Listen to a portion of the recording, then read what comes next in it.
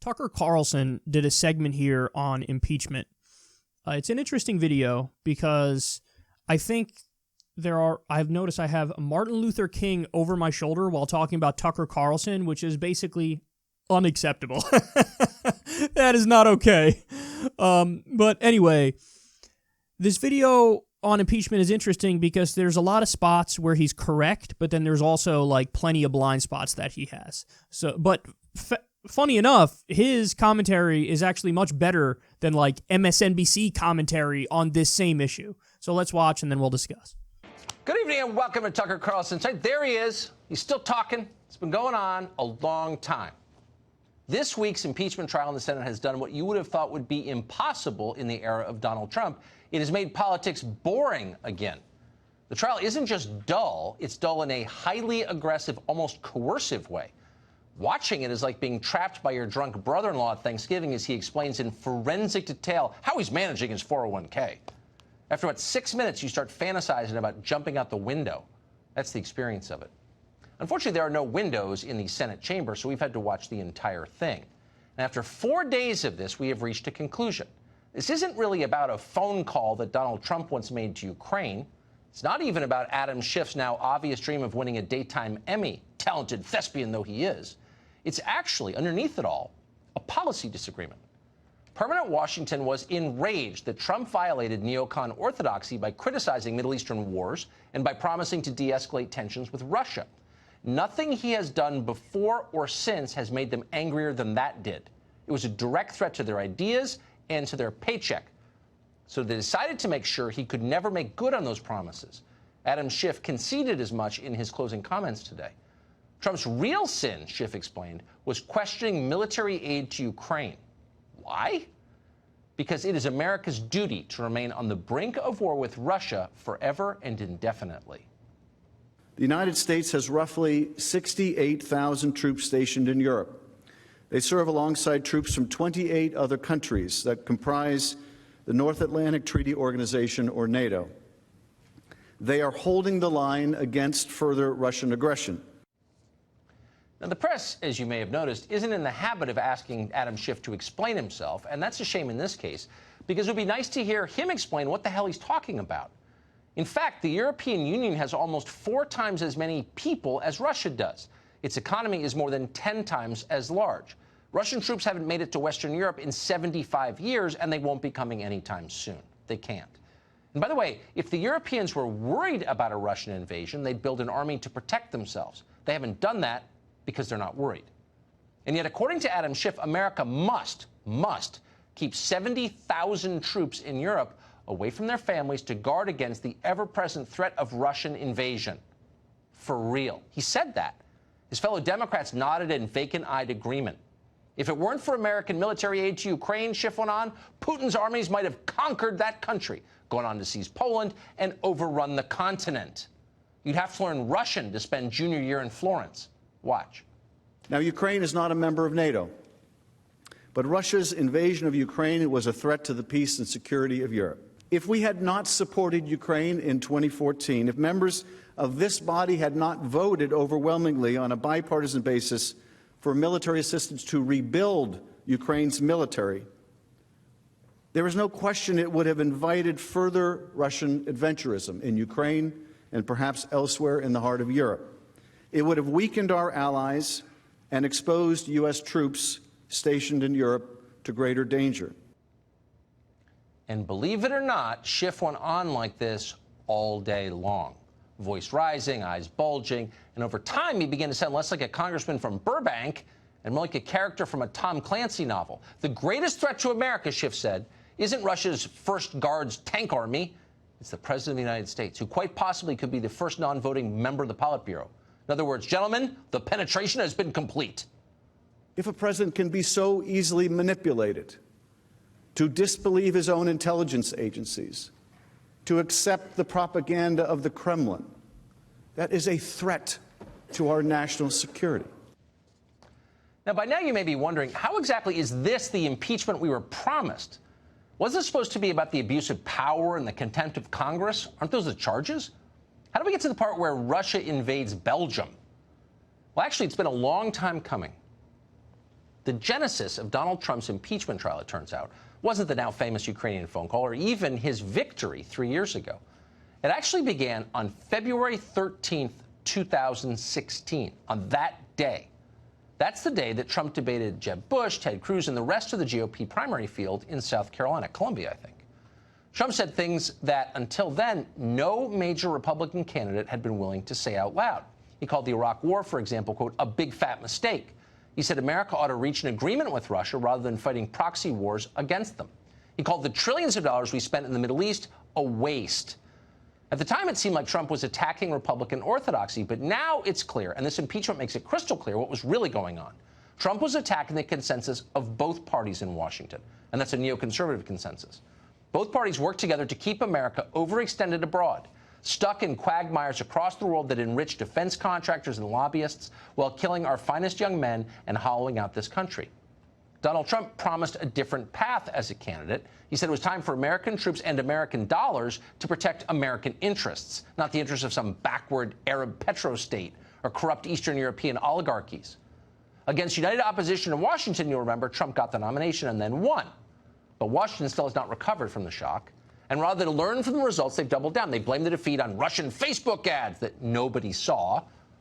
And in response to those ads that nobody saw, they're demanding that America risk war with the world's largest nuclear power. Now, we've mocked Adam Schiff many times in this show, and we hope to in the future. But on this matter, we're deadly serious. If this guy's public statements reflect what he actually believes, he is dangerous to the country. For real. A lot of that was right. There's plenty of it that's wrong, too, and we'll get to that. But on Adam Schiff, I mean, he's correct. Adam Schiff quite literally said in this impeachment, you know, we have to give Ukraine weapons because they're fighting Russia over there, so we don't have to fight them over here. And he went on and on about Russia. And it became clear that in Adam Schiff's mind, he doesn't think of impeachment as what the actual articles said. You know, one of them being he abused his authority and tried to get an investigation into the Bidens by holding aid over Ukraine's head. But he doesn't look at it as just that. He looks at it as a much broader issue, a Russiagate issue, a Mueller report issue, and he sees it as Trump being subservient to Vladimir Putin, which is absolutely preposterous. So for all of his melodramatic, I think Tucker's right when he says he acts like he's in a Tom Clancy novel. For all of this melodramatic nonsense, really at the heart of his argument is a Cold War mentality. And a mentality of, you know, the globe is a giant chessboard and it's us versus Russia and everything needs to fit into that paradigm. And I think he's wrong, and I think he's dangerously wrong. And you guys know I've been very critical of Russiagate from the beginning. And this was one of the biggest Russiagate Kool-Aid drinkers, and hasn't been able to let it go. That, you know, the Mueller report didn't turn out as he wanted it to turn out. And so he's linking in the Mueller report to an impeachment that's nominally over a different question. So I think Tucker's right to criticize this. I really do. And by the way, it is easy to turn people off to impeachment with this jackass as the face of it. And I'm not just saying that. Guys, what did I tell you? After impeachment passed the House and Nancy Pelosi was sitting on the articles, what did I say? I said, good! Sit on them permanently. Why? Because the polls went up after Trump was impeached in the House. The polls went up. 55% of the country supported impeaching Trump after it passed the House. 55%. I told you, when it gets to the Senate, Trump is going to win, he's going to be acquitted, and then the polls are going to swing hard in the other direction.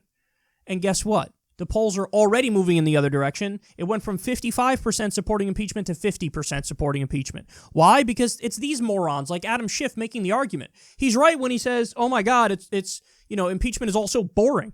It is. The only people who are closely following impeachment are people who closely followed the Mueller report and were plugged into politics all the time and only care about politics for this Tom Clancy, you know, angle of politics. These are not people who follow politics because they care about Medicare for all or free college or a living wage or improving lives or ending wars. These are people who are like MSNBC junkies. These are the only people in the country who are following every single twist and turn of the impeachment trial. And they're like, that's it, we finally got him. Yeah, I heard you the first freaking 1,000 times you said you got Trump, and every time you didn't get him, so stop wasting my time. This is like watching a show that's a shitty TV show, and you already know the ending. That's what this is. That's what impeachment is. So, that stuff I tend to agree with Tucker. Now, where's he wrong? He's wrong on a number of fronts. So he says, oh, this comes down to a policy disagreement because, Trump dared to buck the neocon orthodoxy. But here's the problem with that, Tucker. Trump only bucked the neocon orthodoxy in rhetoric. He never bucked the neocon orthodoxy when it comes to policy. In fact, when it comes to policy, he's gone almost 100% along with everything they want. And with the one exception being North Korea. Everywhere else, he's given the neocons exactly what they want. From the arming of Ukraine, which Obama rightly opposed, Trump armed them, increasing sanctions on Russia, not approving a Russian pipeline. He is increased in Iraq, bombed Syria, the maximum pressure on Venezuela. All of this stuff is what John Bolton wants. So to say, the reason Schiff hates him is because Schiff is just a neocon and, Trump is bucking the neocon orthodoxy, he only did that in rhetoric alone. So that's really not why they did it. Now, another problem is Trump actually did do the thing that one of the articles of impeachment claimed he did. So what do you do in a situation where it's actually true that Trump abused his power and tried to force an investigation into the Bidens and held aid over Ukraine's head to deliver on that? What do you do when he actually abused his power? And that's what he did. Now, I'm against the aid to Ukraine in the first place. I'm not for that. But a president should not be able to just hold over a foreign country, conditions to receive aid that was already allotted to them by Congress. That is an abuse of power. So I think he's guilty of that. And what Tucker's doing here is, even though he's right in criticizing Adam Schiff, he's obfuscating a little bit because he's not talking about the actual substance of the article of impeachment as it was written. All this extra stuff that Schiff is bringing in is wrong and terrible, the Russiagate stuff, nonsense. But the article of impeachment is very clearly about the Ukraine issue and the phone call. So now I think there are better things to impeach him for. Impeachment was a mistake, period. But if you're going to impeach, there are way better things to impeach for. Genocide in Yemen, emoluments, so on and so forth. But he did do the thing that was one of the articles. He did. And Tucker totally dodges that conversation. And then finally, the most important point is... now I'm blanking on it. What was it? What was the most important point? What was the most important point? Oh, okay, I got it. My theory of impeachment. This really is the Democrats resisting without resisting. So Tucker's theory of impeachment is actually they're doing this all because of policy disagreements with Trump. But as I already explained to you, he actually doesn't disagree with the neocon consensus. He agrees with it. And he's doing all the policies of the establishment almost across the board. Maybe every now and then, 95% of the time he does exactly what the establishment wants, 5% of the time he doesn't. But and Adam Schiff is part of that establishment as well. So you have two establishment figures who nominally on paper actually agree on a decent amount. So why is Adam Schiff and why are the Democrats impeaching Trump? And again, it comes down to, my theory is they're resisting without resisting. So they don't want to really substantively go against his agenda. So what do? They're okay, let's casually sit by as his agenda gets through. Let's even support, for example, the increased NSA spying. A lot of Democrats voted for him to get that increased NSA spying. The gigantic military budget. So many Democrats voted for the gigantic military budget. The deregulation. There were famously votes across the aisle for the further Wall Street deregulation. So all these issues, the Democrats agree with Trump and help Trump pass his agenda. But they want to make it look like for the election, no. I'm actually totally against him, and I'll prove it because, see, I'm pro-impeachment, and I'm going to grandstand when it comes to impeachment. So actually, in a weird way, Tucker gets it exactly backwards. Because he says, oh, the impeachment's happening because Trump bucked neocon orthodoxy, and these are neocons coming after him. No.